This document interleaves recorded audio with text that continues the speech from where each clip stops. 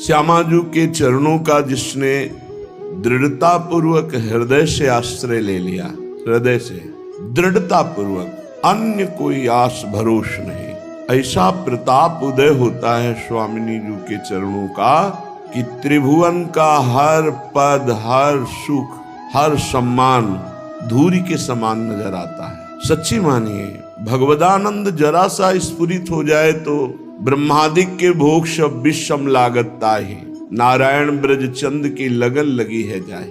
बुरी सखी जी कह रही हैं, जिसने चरणों का आश्रय लिया उसके अंदर एक लोभ जागृत हो जाता है, कब हम श्री जी को देखें। अगर ऐसा नहीं लोभ जागृत हुआ तो कहीं अन्य कोई आश्रय है, कोई भोग वासना है, अभी कोई छिद्र है जिससे आपका भजन रस क्षीण हो रहा है, कोई इंद्रियों की विलासिता धर्म विरुद्ध है, नहीं तो श्री जी के चरणों का आश्रय लेने मात्र से इतना हृदय पावन होने लगता है कि रुदन होने लगता है, कब मिलोगी प्यारी जी। जिनको श्री जी के दर्शन की लालसा जग गई तो स्वर्ग आदि का सब वैभव, ये सब बिल्कुल अच्छा नहीं लगेगा, रुचि ही नहीं रह जाएगी। अब तो एक ही नशा चढ़ता है, कोई प्यारे जू की बात सुना दे। एकमात्र युगल सरकार से हमारी मित्रता, हमारा परिचय, हमारी आशा का विषय एकमात्र युगल सरकार, किसी और की तरफ आंख उठाकर भी नहीं देखना। हमसे चूक हो जाएगी यदि किसी और को अपना मान लिया। जो रात दिन ऐसे समय व्यतीत करते हैं, ऐसे महापुरुषों की यदि जूठन मिल जाए तो ठीक जैसी उनकी स्थिति है ऐसी स्थिति उस उपासक की हो जाए। हे किशोरी जू, सहज में करुणा वरुणालय आप कृपा करती हो, हेतुकी कृपाल हो, हम पर कृपा कर दो, क्योंकि हम में कोई साधन नहीं, हम तो विषय पंख में डूब रहे हैं, विषय रूपी दलदल में धस रहे हैं। भोरी सखी समझना, प्राय ये विकल ही रहती, जो पद देखो हाय हाय स्वामिनी जो कम मिलोगी कम, तो ऐसा लग सकता है किसी को कि भोरी सखी इतनी विकल है और श्री जी मिली नहीं। कोई ये मत समझना कि भोरी सखी प्रियालाल से एक सेकेंड के लिए भी अलग है।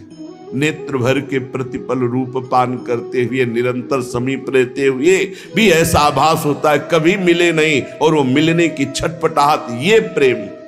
मेरा मन प्रेम रस से तृप्त है, छका हुआ है। हर समय कुंज निकुंजों में प्यारी जू की चरणों के पीछे डोलता है और कहीं यमुना का पावन पुलिन नहीं छोड़ता। प्रतिपल अपने आराध्य देव युगल सरकार की रूप माधुरी देखकर अपने तन मन बलिहार करता रहता हूं। बाके बिहारी के साथ मेरी स्वामिनी जी गलवैया दिए हुए डोल रहे, मैं उनके पीछे पीछे, मेरा मन प्रेम रस में छका है। उपासक की जो विरह अवस्था होती है वो मिलन में अमिलन, बिना विराग के अनुराग जागृत नहीं हो सकता। ये दृढ़ गांठ बांध ले।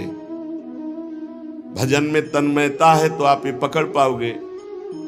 कभी कभी भजन के आनंद में आप उमंगन में हैं और उसी समय मन निकल करके किसी विषय में फंसा देगा, क्योंकि आनंद में आप, और अगर सावधान साधक है तो बचा लेगा, नहीं तो कई दिन का अंतराय पड़ सकता है उस आनंद में स्थित होने के लिए। वैरागी पुरुष के हृदय में अनुराग का प्रादुर्भाव होता है।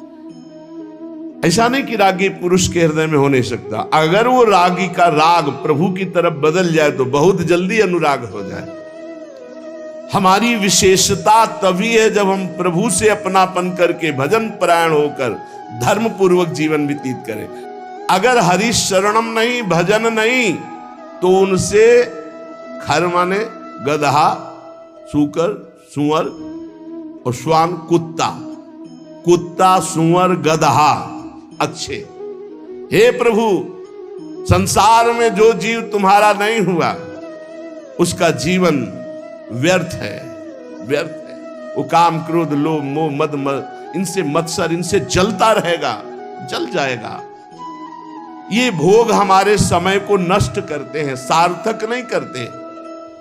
अगर सत्संग नहीं सुना जाए तो चाहे जहां रह जाए बुद्धि भ्रष्ट हो जाती है। हृदय से कह रहा हूं, अगर नाम जप नहीं करोगे, भगवान का आश्रय नहीं लोगे, तो ऐसी हवा है माया की तुम्हें कोई नहीं बचा सकता। वो आपसे ऐसे आचरण, ऐसी क्रियाएं करा देगी जिस, अगर भगवान के आश्रित हो, चूक हो भी जाती है, निंदा हो भी जाती है, अपमान हो भी जाता है, तो एक शब्द याद रखो, नामे भक्ता प्रणश्यति। भगवान कह रहे मेरे भक्त का नाश नहीं हो सकता।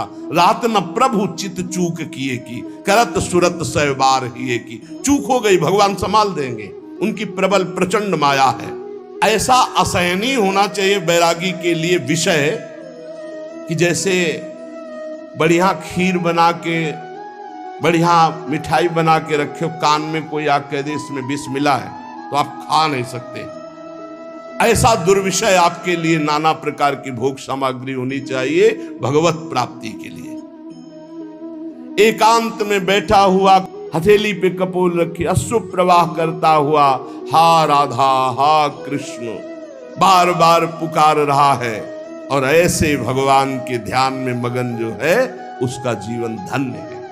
चाहे वो वृंदावन में हो, चाहे वो किसी भी देश का वासी हो, कहीं भी रह रहा हो, जो भगवान के चिंतन में सुप्रवाह करके निर्विषय चित्त से भगवान के ध्यान में तन्मय है, धन्याति धन्य उसका जीवन है।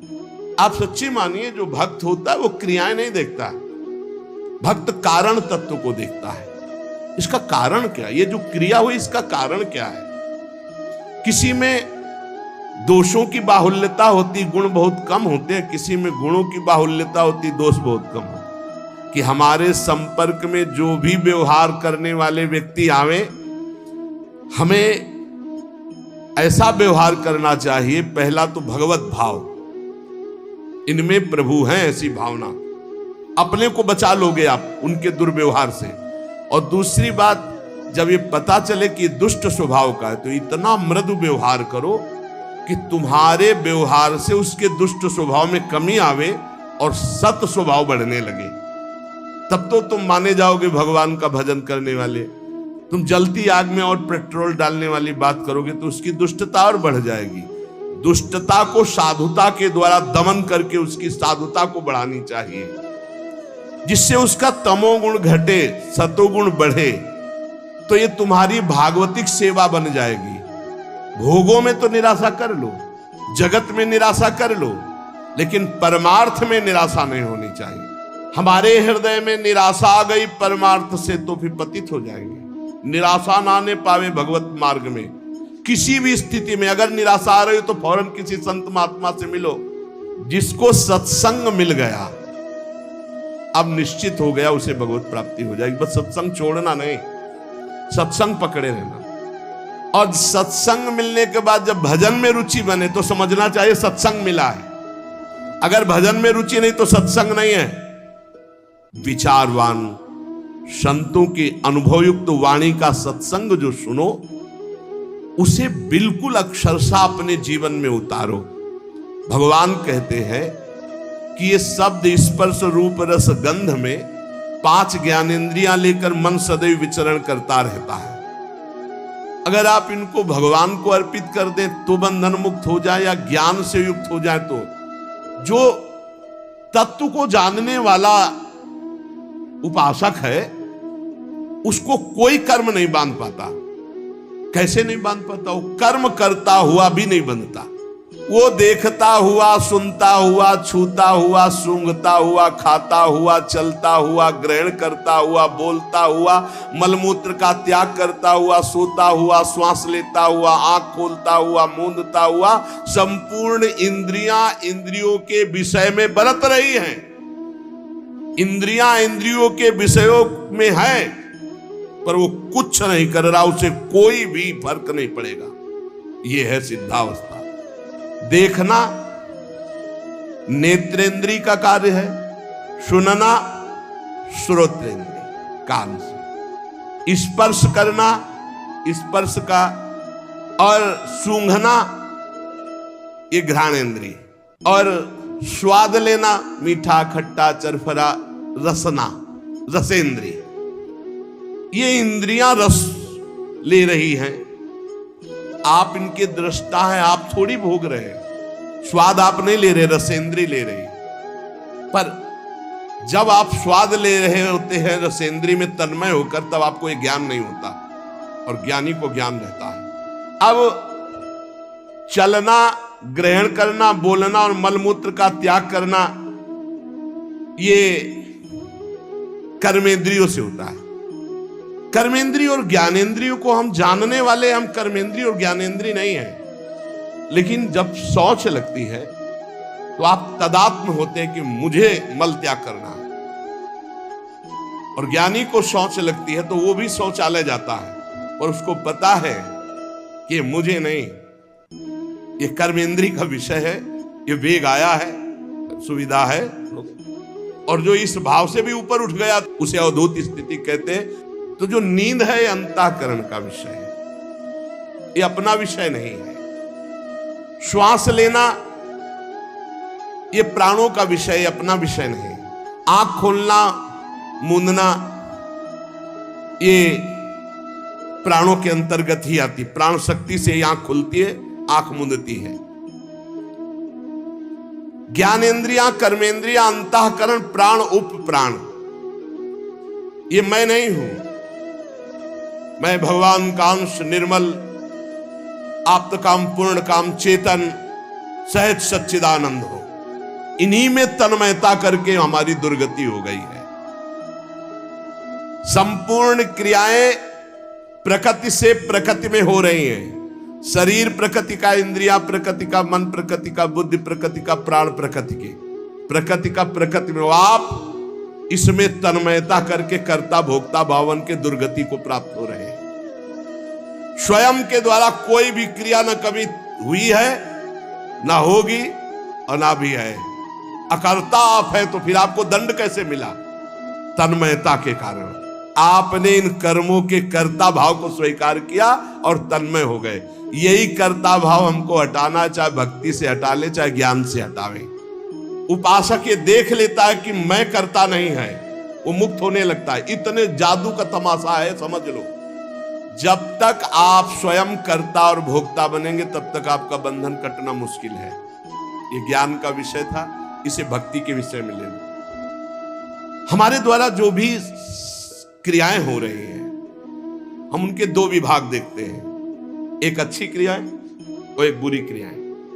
बिल्कुल सरल भाषा में आपको बता रहे हैं। जो अच्छी क्रियाएं हैं वो शास्त्र सम्मत है, जो बुरी क्रियाएं हैं वो शास्त्र विरुद्ध है। बुरी क्रियाओं को अशुभ कर्म कहते हैं, अच्छी क्रियाओं को शुभ कर्म कहते हैं। शुभ और अशुभ कर्म ये गुणों से प्रेरित होते हैं। सतोगुण तो शास्त्र सम्मत, रजो और तम मिश्रित या तमोगुण या घोर रजोगुण ये शास्त्र विरुद्ध आचरण कराएंगे।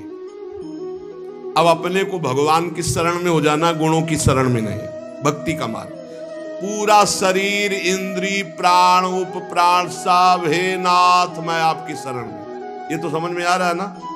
ज्ञान वाला समझ में ना आ रहा हो तो ये तो समझ में आ रहा है कि पूरा ढांचे सहित जो इसमें स्थूल हो, सूक्ष्म हो, कारण हो, प्राण हो, उप प्राण हो, इंद्रियां हो, कर्म, जो भी महाराज, पूरा सिस्टम आपकी शरण में। समझ में आ गया? ठीक। अब हमको देखना है कि हमारे द्वारा जो अच्छा काम हो रहा है वो भगवान की प्रेरणा से हो रहा है। जीवन मुक्त होना है तो बात इस बिल्कुल सरलता से समझा रहे हैं। और जो बुरा काम हो रहा है वो हमारी वासना से हो रहा है, उसका हम प्रायश्चित करेंगे, भगवान से क्षमा मांगेंगे। साधक कभी किंचन मात्र, चाहे भक्ति मार्ग का हो चाहे ज्ञान मार्ग का हो, अपने को कर्ता ना माने, नहीं तो भोगना पड़ेगा। मैंने ये किया, जितना अंश रखेगा कर्ता भाव का उतना बंधा रहेगा। भक्ति मार्ग का साधक कैसे बोलता है? श्री जी की इच्छा से आज परिक्रमा हो गई, श्री जी की इच्छा से आज ऐसा, आज श्री जी की इच्छा थी दर्शन करने जाए तो बिहारी जी के दर्शन कर आए। श्री जी की इच्छा, अपनी इच्छा को, अपने कर्ता भाव को प्रभु के चरणों में मिला देता है। शरीर, इंद्रियां, मन, बुद्धि, प्राण ये तुम्हारे रचे हुए हैं क्या? भगवान के रचे हुए। तो हुए किसके? भगवान के हुए ना, ये भगवान के हैं। तुम्हारे प्राण भगवान के, तुम्हारी मन, बुद्धि, चित्त, अहंकार ये भगवान की, तुम्हारी ज्ञानेंद्रियां भगवान की, तुम्हारी कर्मेंद्रियां भगवान, तुम्हारा सब कुछ श्री भगवान का है, तुम्हारा थोड़ी रचा हुआ है। अतः इनके द्वारा होने वाली क्रियाओं को भक्ति योगी अपने कैसे मान सकता है? जब शरीर, मन, प्राण सब भगवान का, तो इनकी क्रियाएं भी भगवान की, इसलिए वो जीवन मुक्त हो जाता है। भगवान ही मेरी इंद्रियों में और मन में बैठकर सारे कार्य करवा रहे हैं। भक्त ये देखता है।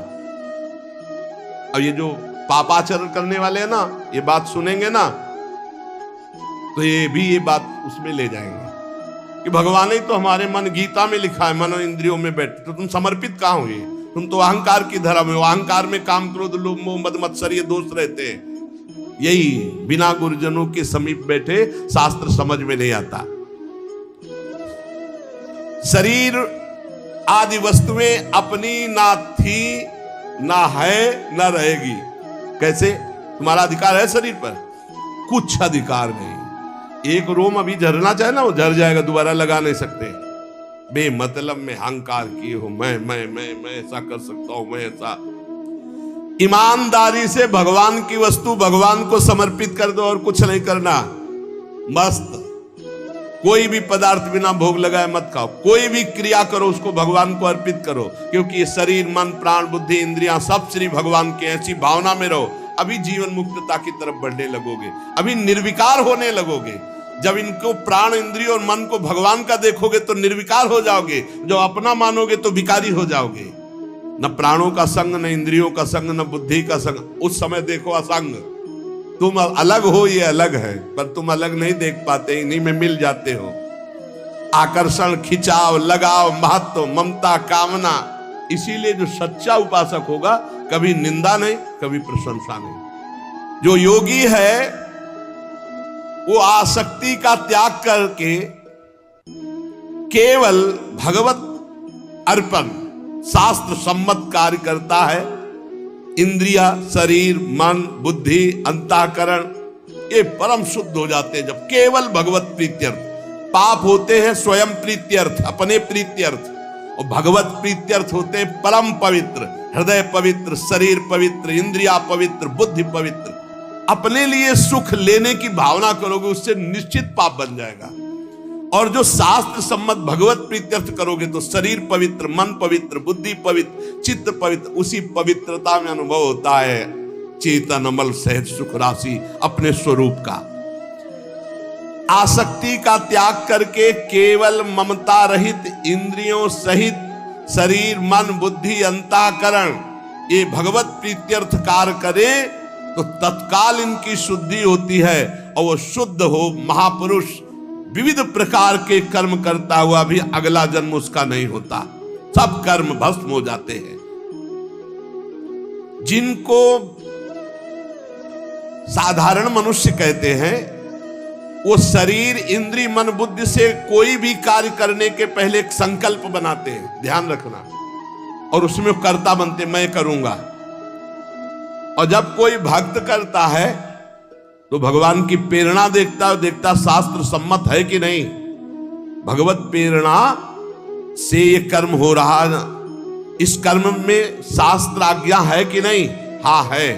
तो इंद्रिया, मन जो उसमें बर्ताव कर रहे हैं वो सब भगवान के है, प्रेरणा भगवान की, और कार्य का फल भी भगवान को समर्पित। वो जीवन मुक्त हो गया।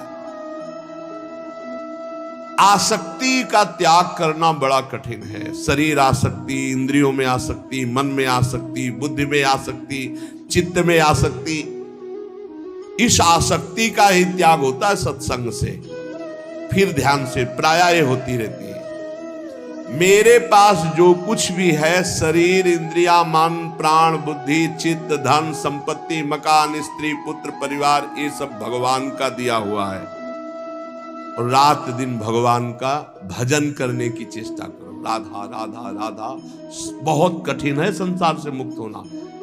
जो योगी है वो फल का त्यागी होता है, कर्म का त्यागी। कर्म जो आया उसको किया और फल वो भगवान को समर्पित कर दिया। कर्म भी भगवान को समर्पित कर दिया। पर कर्म त्यागी का मतलब मैं ये कर्म क्यों करूं जब मुझे फल की आकांक्षा नहीं। कर्म करना चाहिए। गृहस्थ में हो तो अपने अपने धर्मानुसार जो आपको कर्तव्य कर्म मिला है, विरक्त हो तो अपने अपने धर्मानुसार जो आपको कर्तव्य कर्म मिला है। भगवान ने कहा मेरे लिए कोई कर्म नहीं, फिर भी मैं कर्म करता हूं। सबको कर्म करना चाहिए, पर कर्म फल में भगवान के ऊपर उसको समर्पित कर देना चाहिए। कर्म फल में समान भाव रखना ये योगी का लक्षण है। और कर्म फल में वो कर्म अभिमानी पुरुष का लक्षण कि ये फल मिला, नहीं मिला तो अश्रद्धा हो गई, अशांति हो गई। लेकिन जो योगी है वो सुख दुखे समय कृत्वा लाभा लाभो जयते, चाहे हानि हो, चाहे लाभ हो, चाहे जय हो, चाहे पराजय हो, चाहे सुख हो, चाहे दुख हो, उसमें समान भाव रखता। क्यों? कर्म फल की आशा ही नहीं की, हमें तो केवल कर्म करने का आदेश था, उसको कर्म किया, शास्त्र सम्मत, फल तो भगवान को समर्पित है। कर्म करना और कर्म फल की त्याग वृत्ति रखना तो तत्काल शांति प्राप्त होना शुरू हो जाएगी। देखो कितना आनंद है। हम कर्म फल चाहते ही नहीं, हमें करना है, हमें भजन करना है, हमें साधन करना है, हमें अपने अपने जो कर्म है वो करने, वो फल की तरफ भगवान देखे। जोई जोई प्यारो करे सोई मोई भावे, अभी शांति। युक्ता कर्म फलम त्यक्त्वा शांति मापनोति नैष्ठिकीम। जितना जलन, जितनी अशांति फल को लेकर के है, कर्म को लेकर सावधानी नहीं है, फल को लेकर है। फल में बोले अब हमें भगवान से श्रद्धा हो गई तो तुम्हारा ही पतन होगा, भगवान का थोड़ी वहां कुछ होना, तुम्हारा ही पतन होना है। सकाम मनुष्य कामना के कारण फल में आसक्ति हो जाती है, इसलिए वो बंधता है, जलता है, दुर्गति को प्राप्त होता है। देखो संचित कर्मों के अनुसार प्रारब्ध बनता है और प्रारब्ध के अनुसार मनुष्य का जन्म होता है। और मनुष्य जन्म में जो नए कर्म होते हैं, नए कर्म संस्कार बनते हैं, वो तुरंत उठकर संचित में चले जाते हैं। भोगना तो प्रारब्ध ही पड़ता है, शुभ और अशुभ। कर्म फल की आसक्ति त्याग कर दो तो संचित भी भस्म हो जाएंगे और नए कर्म संचित में जाके जमा नहीं होंगे और प्रारब्ध भोगकर भगवत प्राप्ति हो जाएगी। प्रारब्ध भोगना पड़ेगा, ये कमर कस लो। ये जो तुम्हें कह रहे हैं कि हम नष्ट कर सकते हैं छूछा से, भगवान बोल रहे हैं, जगत गुरु बोल रहे हैं, हम नहीं बोल रहे। प्रारब्ध भोगना पड़ेगा, अवश्य में भोक्तव्यम कृतम कर्म शुभाशुभम। भूल भुलैया में मत फंसो, तुक्का जम जाता है कभी कभी। तुम्हारा प्रारब्ध अच्छा आ गया और तुम हमारे पास आए, तुम्हारा काम बन गया, बोले बाबा से काम बन गया। बाबा से काम नहीं बना, तुम्हारा प्रारब्ध काम बना दिया, तुम्हारा पुण्य काम कर गया। जो कर्म फल की आसक्ति का त्याग कर देता, उसके कर्म भस्म हो जाते, भुने हुए चने के समान, फिर बीज नहीं देते, फिर वो बंधन कारक नहीं होते। जैसे भुना हुआ चना है, अब ना उसमें अंकुरण होगा, ना पेड़ होगा, ना उसमें बीज होगा, और जड़ से खत्म हो गया, और उसमें कोई सत्ता नहीं रही। तो जो कर्म फल की आशा ना रख करके केवल भगवत प्रीत्यर्थ किया जाता है, वो उसे बांध नहीं सकता, उसे जन्म मरण में नहीं पहुंचा सकता। नहीं तो चाहे शुभ कर्म हो, अच्छा कर्म हो या बुरा कर्म, उसे जन्म मरण में फंसा देगा। कर्म फल 4 प्रकार के होते हैं। एक होता दृष्ट कर्म फल, और एक होता अदृष्ट कर्म फल, और एक होता प्राप्त कर्म फल, और एक होता अप्राप्त कर्म फल। दृष्ट कर्म फल कहते हैं वर्तमान में किए जाने वाले नए कर्मों का फल जो तत्काल प्रत्यक्ष मिलता दिखाई देता है। जैसे कीर्तन किया आनंद मिल रहा है, सत्संग किया आनंद मिल रहा है, कोई भूखा है अपना भोजन पवा दिया, तत्काल आनंद मिल रहा है। कोई अपने लिए पदार्थ लेने जा रहा, देखा बीमार है, उसके पास दवाई की व्यवस्था नहीं, चलो आज हम भूखे रह जाएंगे, पैसा बीमारी में दे दिया, उसमें लगा, तो जो हृदय शीतल हुआ वो दृष्ट कर्म फल। इतना महान कर्म कि तत्काल आनंद प्रदान करता है। और अदृष्ट कर्म फल वर्तमान में किए जाने वाले नए कर्मों का फल जो अभी तो संचित रूप से संग्रहित होता है, आगे जन्म में मिलेगा जाकर के। जो तीर्थयाटन है, दान है, पुण्य है, बहुत प्रकार के ऐसे कर्म है जो अभी आपको नहीं अनुभव में आ गए, वो आगे आपको प्राप्त होंगे। और प्राप्त कर्म फल जो पूर्व के कर्म फलों का प्रारब्ध बन करके आ गया है, शरीर प्राप्त कर्म फल है। प्रारब्ध जैसा वैसा शरीर, वैसे ही कुल में जन, वैसे ही धनवान, संपत्तिवान, अनुकूलता, प्रतिकूलता, ये प्राप्त कर्म फल है। पूर्व में जो कर्म किए उससे जो प्रारब्ध बना है वो पहले से निश्चित हो चुका है। अप्राप्त कर्म फल प्रारब्ध कर्म के फल रूप में अब जो आगे आने वाला है, ये भविष्य में मिलने वाले सुख दुख है, जो अप्राप्त कर्म फल है। प्राप्त कर्म फल हो चुका, शरीर ऐसे कुल में जन्मा, शरीर ऐसा है, ऐसा ऐसा धन संपत्तिवान माता पिता मिले या निर्धन मिले, या जैसे अनुकूल प्रतिकूल परिस्थिति जो वर्तमान में मुझे मिली, ये प्राप्त कर्मफल, और जो अब आगे आने वाली है अप्राप्त कर्मफल, ये प्रारब्ध बड़ा भयानक है जो आगे आने वाला है। इसे भयानक को बड़ा मृदुल किया जा सकता है भजन के प्रभाव से। नष्ट तो किया जा सकता है पर भगवत प्राप्ति नहीं होगी। फिर ये पूरा झोंकना पड़ेगा इसी प्रारब्ध मिटाने में भजन को।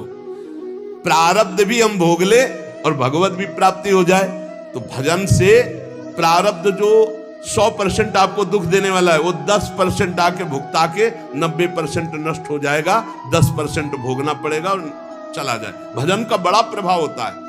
12 वर्ष का गलित कुष्ठ 24 घंटे में भुगता के चला गया। 12 वर्ष कहां और कहां 24 घंटे। भजन से अप्राप्त कर्म फल को, जो आने वाला प्रारब्ध है, उसे रोका जा सकता है, उसे कम किया जा सकता है, उसे मिटाया भी जा सकता है। पर जो भगवत प्राप्ति करना चाहते हो मिटाने में नहीं फंसते, उसे भोग लेते हैं और भगवान की प्राप्ति करते हैं। ये 4 प्रकार के कर्म फलों में दृष्ट और अदृष्ट ये क्रियमाण है,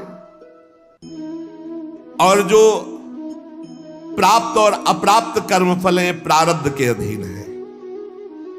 दृष्ट कर्मफल आग्रह नहीं रखना, मिलने पर प्रसन्न या प्रसन्न ना होना। अदृष्ट कर्मफल आशा रखना, प्राप्त कर्मफल में ममता न करना, मिलने पर सुखी दुखी ना होना। अप्राप्त कर्मफल मिट जाए ऐसी आशा न रखना। ये भक्त के हृदय में होता है। चारों प्रकार के कर्मफल भक्त के हृदय में कोई प्रभाव नहीं डाल सकते।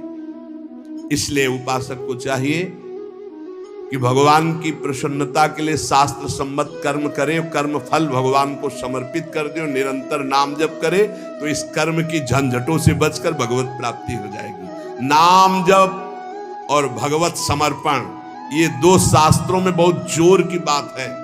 जो कुछ मेरे पास है मैं सहित भगवान को समर्पित, नाम जप, सब ठीक हो जाएगा। बुद्धि ठीक हो जाएगी, मन ठीक हो जाएगा, कर्म संस्कार मिट जाएंगे, भगवत प्राप्ति हो जाएगी। नाम संकीर्तनम यस्य सर्व पाप प्रणाशनम। खूब नाम जप करो और अपने आप को भगवान को समर्पित कर दो। शेष भगवान देख लेंगे, संभाल लेंगे। शेष चर्चा आगे। श्री राधा वल्लभ।